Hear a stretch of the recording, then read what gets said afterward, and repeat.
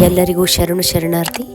ಈ ದಿನ ನಾವು ಶಿವಶರಣ ಅಮೋಘೆ ದೇವಯ್ಯನವರ ವಚನವೊಂದರ ಭಾವಾರ್ಥವನ್ನು ನೋಡೋಣ.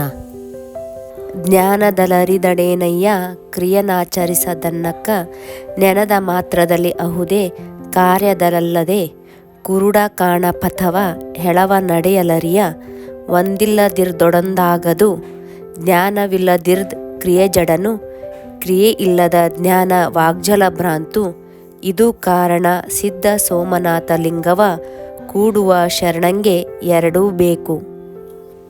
ಈಗ ಈ ವಚನದ ಭಾವಾರ್ಥವನ್ನು ನೋಡೋಣ. ಶರಣರ ಮಾತುಗಳು ಅನುಭವದ ಮತ್ತು ಆಚರಣೆಗೆ ತರುವಂತಹ ಮಾತುಗಳಾಗಿವೆ. ಜ್ಞಾನ ಮತ್ತು ಕ್ರಿಯೆಗಳು ಒಂದಕ್ಕೊಂದು ಪೂರಕವಾಗಿವೆ.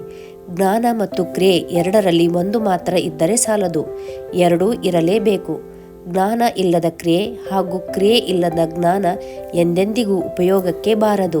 ಅದರಂತೆ ಸಿದ್ಧ ಸೋಮನಾಥನನ್ನು ಪೂಜಿಸುವ ಶರಣರ ನಡೆ ನುಡಿ ಯಾವಾಗಲೂ ಒಂದೇ ಆಗಿರಬೇಕು. ನಾವು ತಿಳಿದ ಒಳ್ಳೆಯ ಸಂಗತಿಗಳನ್ನು ಜೀವನದಲ್ಲಿ ಅನ್ವಯಿಸಿಕೊಳ್ಳದಿದ್ದರೆ ಅದು ವ್ಯರ್ಥ ಎಂದು ಶರಣ ಅಮೋಘ ದೇವಯ್ಯನವರು ಹೇಳಿದ್ದಾರೆ.